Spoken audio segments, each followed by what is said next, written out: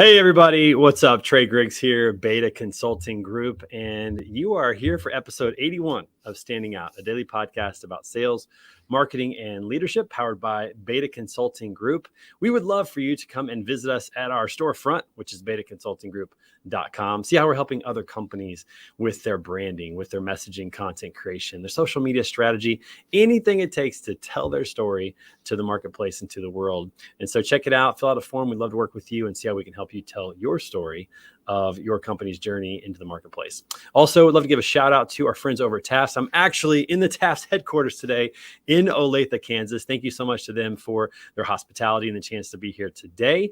And if you would, check them out at tafts.com. These are the good guys in freight factoring. They're helping carriers truly become educated on how to manage their cash flow, providing them with discounts for fuel, for tires, insurance discounts, everything they need to really stay on the road in any climate and to keep those wheels turning to move our great country forward. And so check them out at tafts.com or click on the comment that is going to be in there today from Morgan.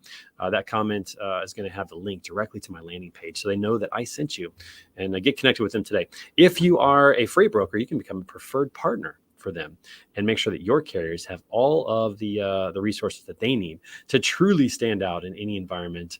So check them out again at tafts.com. We already got some people jumping into the comments. We got the Freight Sensei, Scott Watanabe. What's up, brother? Great to see you as always. Can't wait to talk to you on Friday on the Word on the Street. And my old running mate, Myron Piggy, is in the comments. What's up, Myron? Man, this guy was awesome. We played basketball together in high school, and now we're both in logistics, and we ran into each other. That's a whole other story for a whole other day.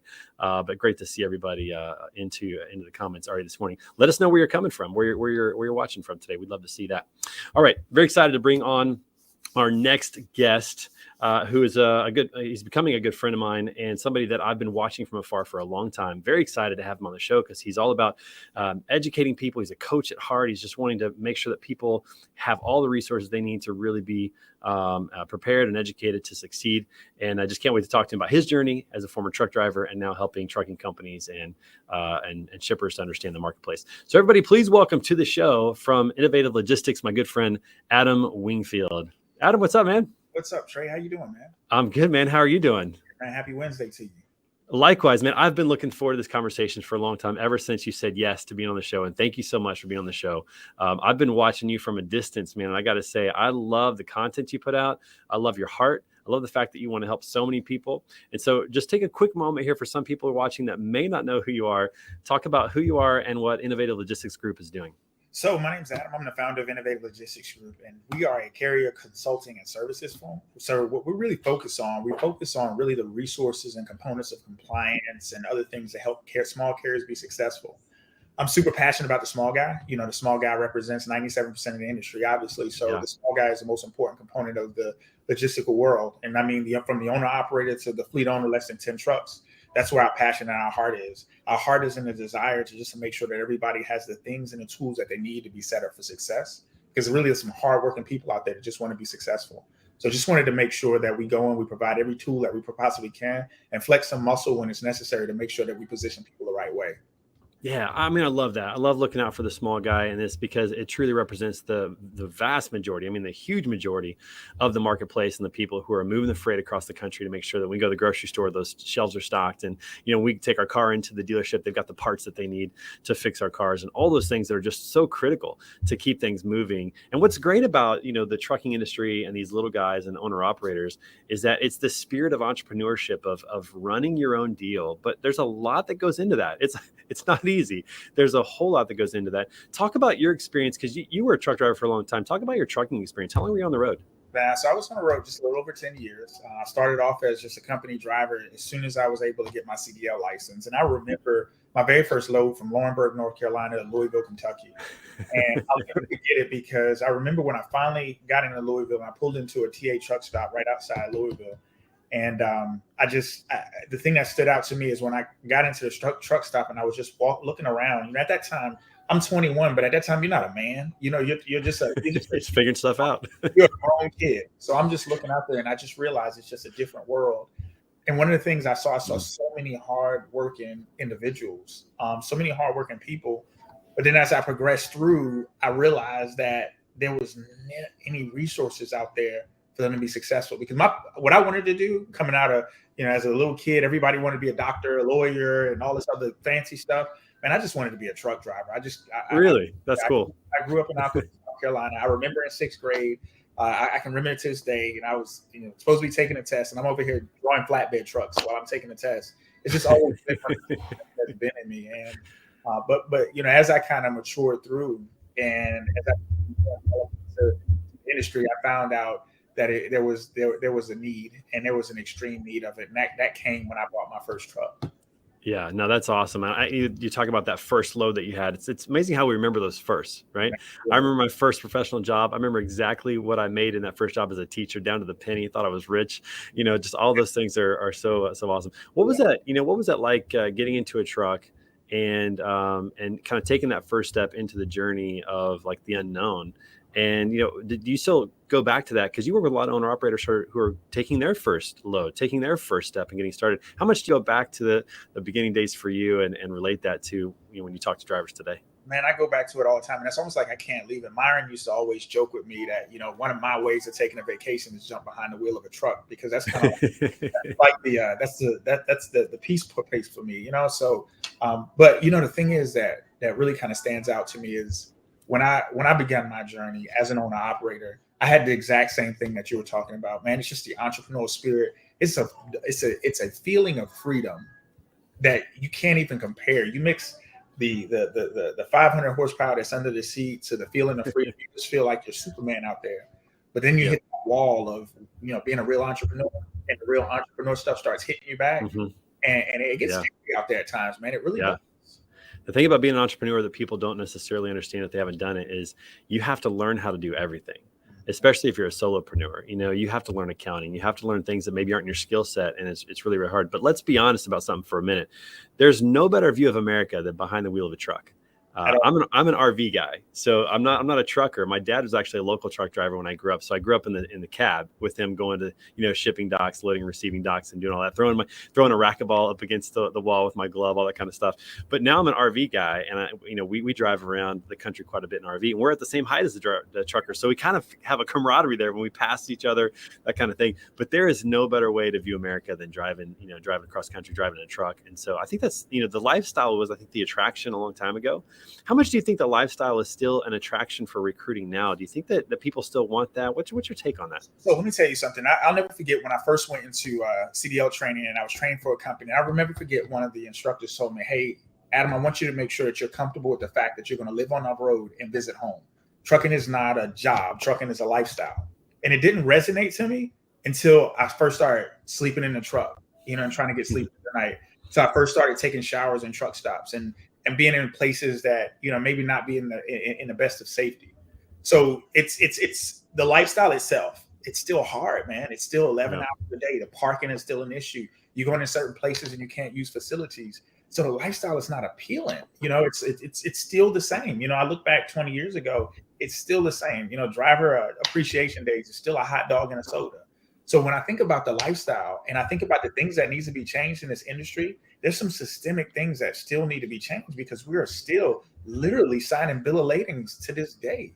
So when I think about lifestyle as a whole, I think that lifestyle is not appealing. There's no upward mobility that, really kind of gives you a clear path to, maybe that whatever your goal is in terms of that. Because my goal was to, operate 100 trucks. That was my goal. But there was no roadmap. Like you said, you have to figure everything out on its own.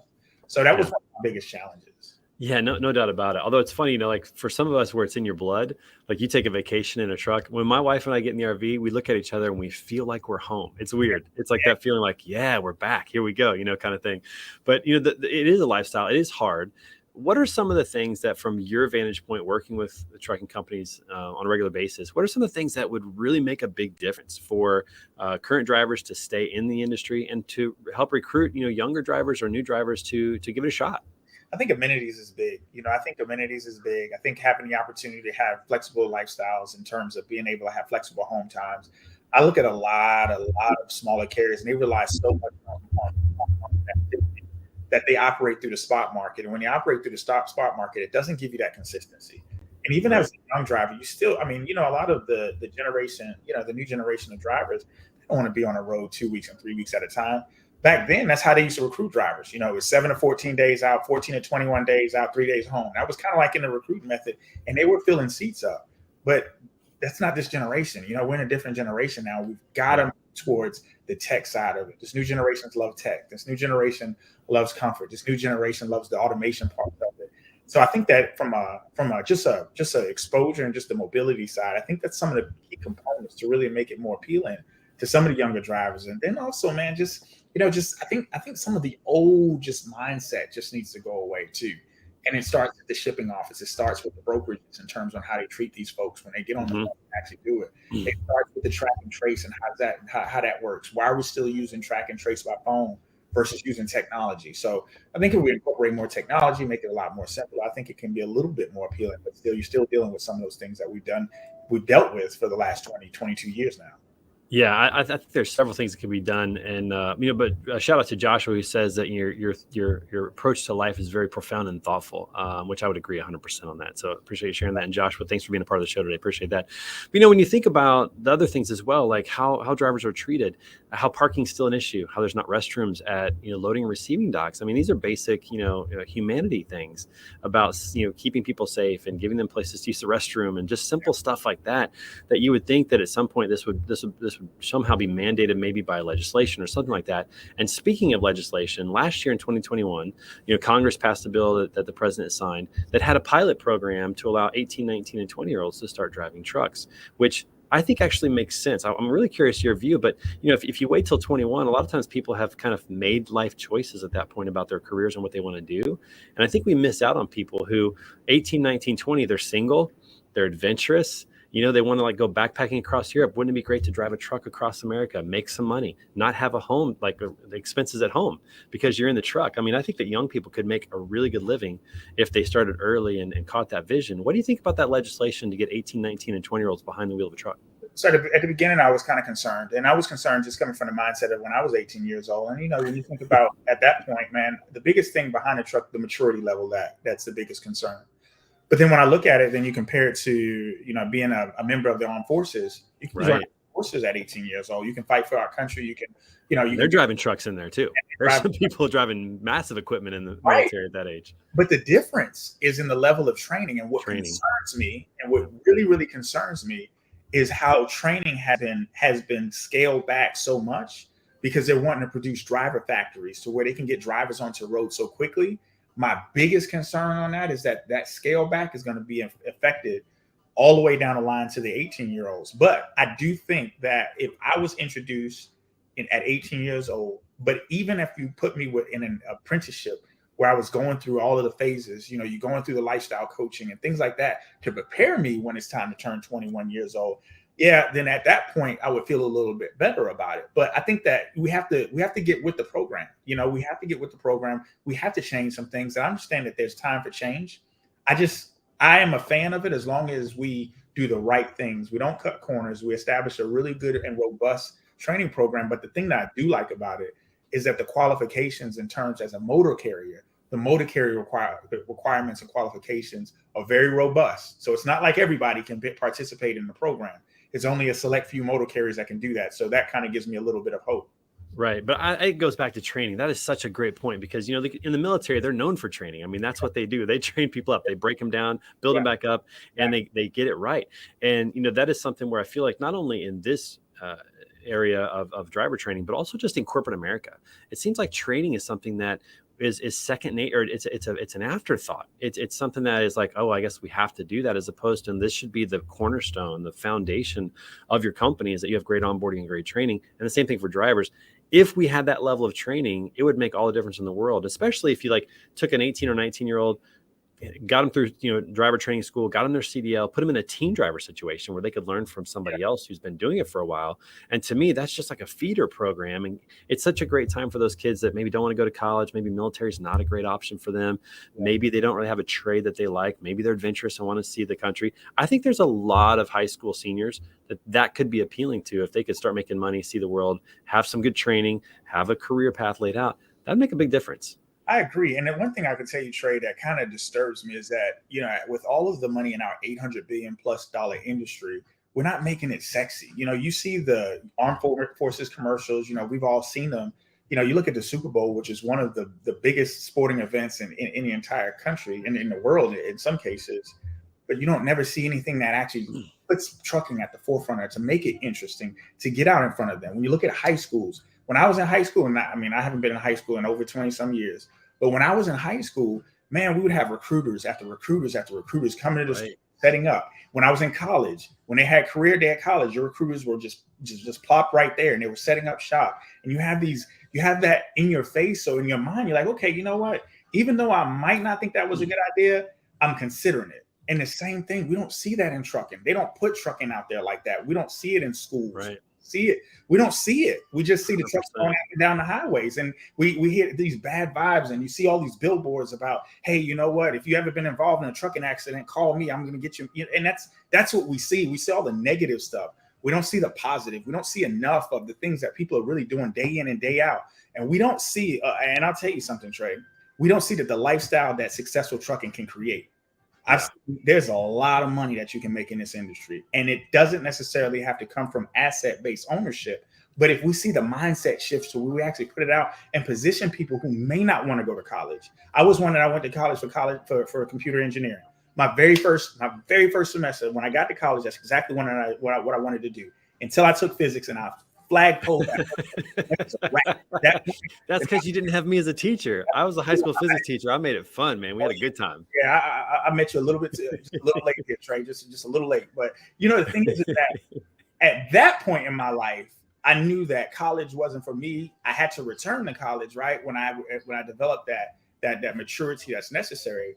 But we've got to position our youth. We've got to position the future because the industry is getting older. And then when it dies out, what are we going to do? We're not going to be able to rely on autonomous trucks to go point to point anytime soon. We might have to, we have to get creative. And I know I'm going on this because I'm super passionate about this piece. We got to get creative, and we got to make trucking fun because it is. I love truck. I love getting behind the wheel of a truck, right? And it's fun to me. Well, I don't obviously have to do it for a lifestyle anymore. But the thing about it is, if we make it better. How can we make it better, and how can we do things to turn this thing around is what we need to be focused on. Yeah, I had the chance to actually drive a truck here at TAPS at the Trans Am.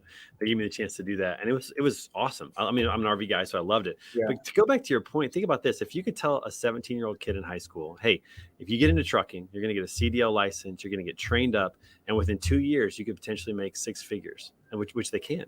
In trucking, they can. If they're out there working a lot, if they don't have responsibilities at home, a lot of them don't have, they're not married yet, they don't have kids, they don't have a lot of responsibilities, they could do really well and get off to a great start. We don't tell that story very well. We don't share that story with kids of options, because here's my thought on college.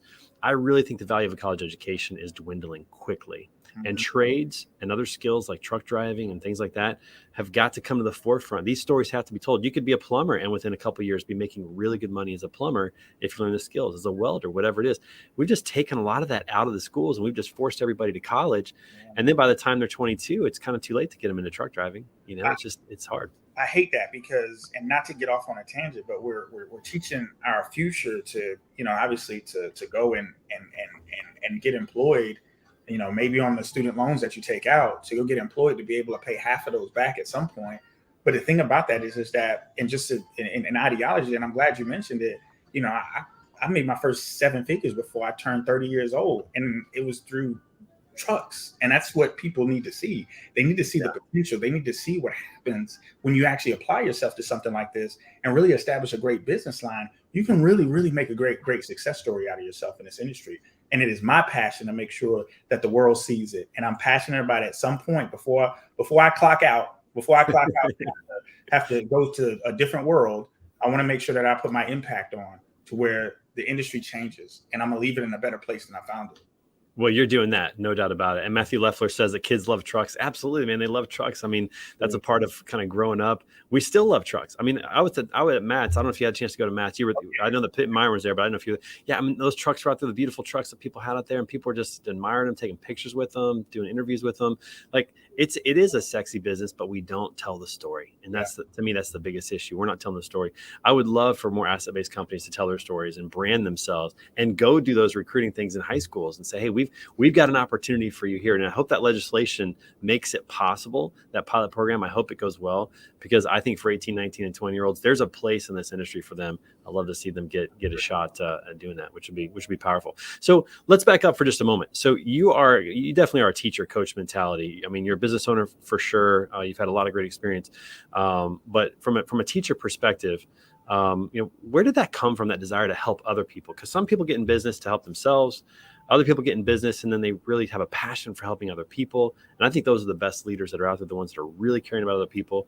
When did that come to you? When did you realize this is who I am? I want to help other people. Man, I'm gonna tell you, to be honest with you, it came from me when I first walked into that truck stop and I looked around and I was like, man, these folks need help. It was folks in there that, So it's from the very beginning, like from that very first, you just saw it. Like I became a coach. I coached middle school basketball. And the one thing that I'm yeah, you did about, and you played basketball too. Myron always talked about, but the thing that I was most passionate about is, even as a player, I get more passion as a coach than I did as a player, because I'm able to impact more people as a coach than I am as a player. My impact as a player is only going to impact one person, that's myself.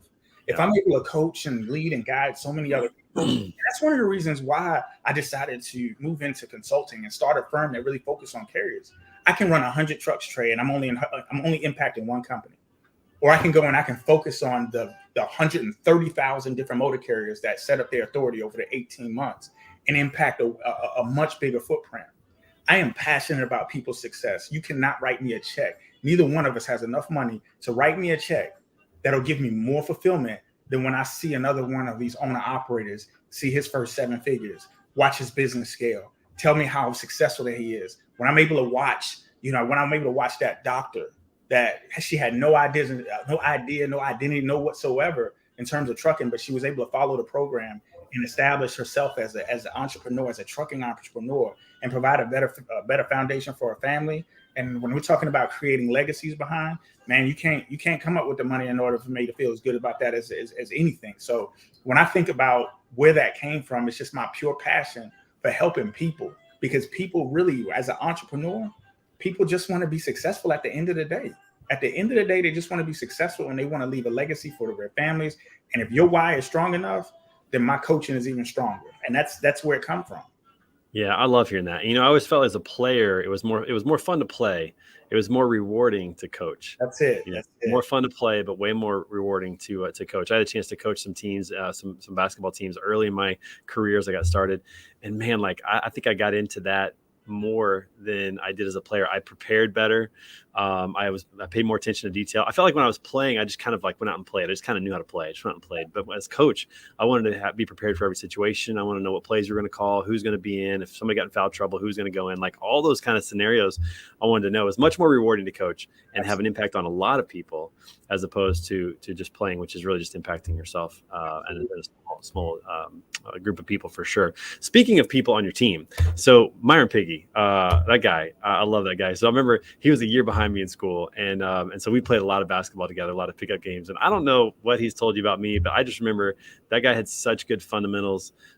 He just never got rattled in the game. He always kept his composure. I had so much respect for him, and I wish we had time to play more together, growing up. But such a good guy to have on your team. Yeah, he is, man. And he raves about you. And I'll never forget the first time that he said, "Hey, man, I know you're on LinkedIn a lot, and I see you're connected with one of my partners from way back in the day. His name's Trey Griggs." I was like, "Trey Griggs?" I was like, "Oh, okay." At that point, you're just right. Then your name kept popping up. He's like, "Yeah, man, Trey, he's like one of the hardest workers on the team. Had a pretty good 3-point shot, the whole 9." So he gave me your scouting report. And then then we got the opportunity actually to meet you and seeing how the industry brought you two together again shows me how big this industry is, and seeing you guys connect back full circle with the same exact vision was really, really cool to see. So, shout out to Myron for introducing me to you. I think that's the first time I met you through Myron. Yeah, he's such a good dude. And I remember I was at Matt's and I looked forward. I was about to leave the show, and I looked forward, and there's Myron talking to the folks at DAT, and I just went up and gave him a hug. He probably was like, "Who is this guy giving me a hug?" But then once he realized it was me, it was like brothers reconnected. And we had a lot of fun in high school and play. And it's funny. So he talks about my work ethic in high school, but the truth was I just love playing. I just love playing, and it probably rubbed off and looked like a work ethic, but I just love being in the gym. I was a gym rat. Couldn't get me out of there. I remember Coach Lathrop, our incredible coach, who won 950 high school basketball games, the winningest coach in the state of Missouri. Rest in peace. He passed away a couple of years ago. He'd have to turn the lights off and kick us out, to get us out of there. It was just a good time for me and what I love to do. But that's the other thing too, is that when you have a passion, and you've got a passion for this, when you have a passion, it doesn't feel like work. It doesn't feel like work. And that's one of my things for everybody is I feel like too often in life, we give up our passions for what we feel like is what we have to do or the responsible things to do, not realizing that if we pursue our passions, a lot of the other stuff follows, and we just give up on those things a little bit too early. But man, when you're passionate about something, it doesn't feel like work. Kobe Bryant said it best: the journey is the dream, not the destination. It's the getting up every day and working hard and going after it. That's the dream. When you have passion, it just doesn't feel like work. And I tell people all the time, never chase money, man. I never got into the industry because of the money. I remember when I first started driving, Trey, I was making 24 cents a mile. I was making probably about $400 a week, and I was happy as a tick. Yeah. But I chased my passion, and when you chase your passion, the money will always find you. And it's like you said, it's nothing about it doesn't feel like work, and that's what I love about what I do is I'm passionate about what I do because I got the easiest job and I got the best job on the planet. I get to help people be successful, and you can't beat that. Yeah. It goes back to Zig Ziglar. He used to say, if you can have everything you want in life, if you help enough people get what they want in life. That's it. And, as a business owner and having, people on my team now, which is crazy, but having people on my team now, I see it that way. It's like, the saying always goes like, either you're building your own dream, you're an entrepreneur, or you're building someone else's dream. You're working for them and helping build their dream. But man, I hate that saying. I feel like my job as the CEO of Beta Consulting Group is to help everyone on my team build their dream today. Like, I don't want them to feel like, oh, we're just building Trey's dream. We're just doing, no, like what do they want? What do you want? How can I help you get that? I mean, if I help them get that, then I believe that my dream is going to be built too. It's just going to happen. And I have faith in that. And so having that mentality and having passion for it, man, you get up every day. It just never feels like you're working a single day. It's unbelievable. I've never felt this way since I was a teacher. I was a high school physics teacher, and I felt that way then. I made $29,125 my very first year as a teacher back in 2003. Thought I was rich, or 2002. I was like, man, what am I gonna do with all this extra money? But I loved it, man. I was so excited to get up and go to school every day and to teach kids and hopefully make an impact. My goal was to help kids who had no business being in physics take physics and succeed. That was what I was passionate about. So that's what I was saying. When you took physics, you just had the wrong teacher, man. That was my whole goal. Myron just came around a little too late to make that connection, man. That's all right. Yeah, and I don't know how old we are in age, but I might be too old or too young to have fulfilled that anyways. But nonetheless, like when you're passionate about something, man, it just changes the whole game. That's it. When you're passionate about something, you can't fail. And the reason why I say that is because the people that are truly successful in anything have a relentless approach to succeed. And no matter how hard you try to fail, you won't fail because failure is not an option. Your passion is what pushes you to your purpose. And the thing that I love about this trucking industry is that because it's dominated by the smaller carrier, you have a position, you have a purpose, and you have an opportunity that the only thing that's stopping you is you. And sometimes we just need to give you that education, those resources, and those fundamentals to point you in the right direction. And then sometimes you got to get a little tap on the butt and say, hey, you know what, get up, let's lick your wounds and let's go. Just like anything else. But your passion is what needs to drive you through this. And I guarantee you'll be successful. Yeah, passion means you're not going to quit. And when you do fail, it's just a learning lesson. It's just one more step. Okay, I'm not going to do that again. Let's change. Let's do something different. When you're not passionate and you fail, that's when you're like, maybe I'll do something else. Yeah. I mean, when you're passionate, failure doesn't even matter. Like you're just blowing right through that. It's just so good to hear that. All right. Well, listen, I told you we're at 30 minutes. This goes by so fast. I am so delighted that you've been on the show, man. Thanks for being on the show. I hope that you'll come back and see us again soon. Absolutely, Trey. Anytime. And how can people find you, to connect with you? So they can connect with me on LinkedIn at Adam Wingfield. You can also find us on Instagram at Innovative Logistics Group. And you can also find us on Facebook at Innovative Logistics Group. We are the Innovative Logistics Group out of Charlotte, North Carolina. So it'd be very easy to find. We're not the one in Michigan. So just make sure you Awesome, man. Well, thanks again for being on the show. Everybody who's watching, make sure you come back tomorrow for episode 82 as my good friend Dan Deegan, who is the host of the High Performance Leadership and Sales podcast. And he's a sales coach. He's going to be on the show tomorrow as well. And be sure to come back every day at 10:30 for an episode of Standing Out, a daily podcast about sales, marketing, and leadership powered by Beta Consulting Group.